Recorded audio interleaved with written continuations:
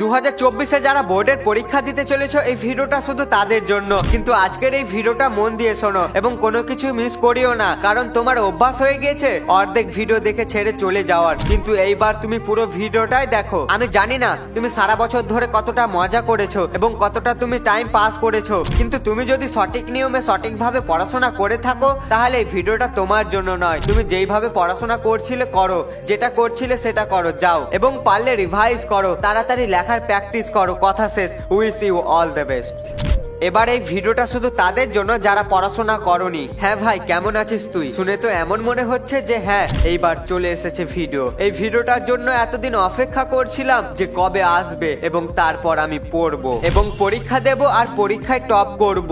এবার সবাইকে চমকে দেব যে আমিও পারি। বসে বসে এই কথাগুলো ভাবতে ভালোই মজা লাগছে। তোকে বলে না যে তুই ভাবতেই থাক আমি করতেই থাকবো, তুই ভাবতেই থাক আমি করতেই থাকবো, তুই হারতেই থাক আমি বারবার জিততে থাকবো। যখনই তোর হাতে ফোন চলে আসে তখনই তুই সোজা ইনস্টাগ্রামে এবং ইউটিউবের মধ্যে তোর আঙ্গুল চলে যায়। এবং যদি তোর হাতে ফোন না থাকে তারপরেও তুই তোর বন্ধুদের সাথে এবং ঘোরাঘুরি করতে তুই সময় নষ্ট করে দিস। তারপর তুই আফসোস করিস যে এইবার তো সামনে পরীক্ষা, আমি এইবার কি করব, কিভাবে পড়বো। তুই জানিস কি, টাইম এমন জিনিস তুই চাইলে তোর হাতের মুঠোয় করতে পারিস। আর তুই যদি টাইমের সাথে না চলিস তাহলে টাইম তোকে এত কাঁদাবে, এত ভাগাবে, এত কাঁদাবে, এত কাঁদাবে না যে তুই যা কর না কেন তুই কখনোই জিততে পারবি না। আমি জানি তুই কোথাও না কোথাও টাইমের পেছনে চলছিস, সে কারণে তুই এই ভিডিওটা দেখছিস। যদি তোর কাছে এখনো টাইম থাকে বা এখনো পরীক্ষা হতে কিছু সপ্তাহ, কিছু দিন তোর পরীক্ষা হতে বাকি থাকে, তাহলে এখনো তোর কাছে টাইম আছে। আর এই টাইমটাকে তুই রিলস দেখার পেছনে, বন্ধুদের সাথে আড্ডা দেওয়ার পেছনে টাইমটাকে নষ্ট করিস না। যদি তোর সত্যি টাইম নষ্ট করার ইচ্ছা থাকে তো তুই তোর বইয়ের সাথে টাইম নষ্ট কর। তোকে এবার প্রচুর পড়তে হবে আর শুধু লিখতে হবে। তোকে এবার প্রচুর পড়তে হবে আর শুধু লিখতে হবে। তারপরেও যদি তোর মন বলে যে একটু আরাম করে নি, আর একটু আরামের মানে 60টার মতো রিলস কমসে কম 1 ঘন্টা। যদি তোর মনোযোগ বারবার ফোনের দিকে যায় তো তুই ভেবে নিস তোর দিমাগ এবার গেল।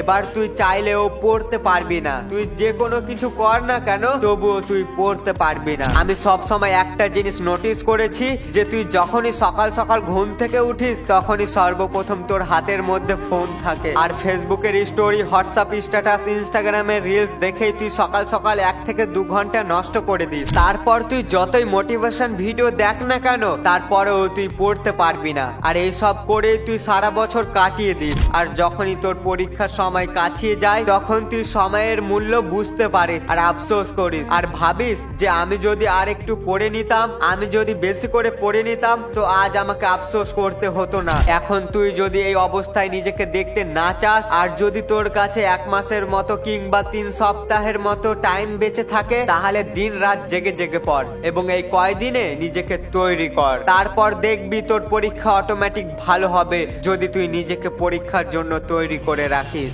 আর তুই যদি কখনো হেরে যাস তো ভেবে নিস তুই নিজের কারণে হেরে গেছিস। আর আমি জানি হাজার কষ্টের পরেও তুই একদিন না একদিন অবশ্যই জিতবি। তুই শুধু পরিশ্রম করে যা।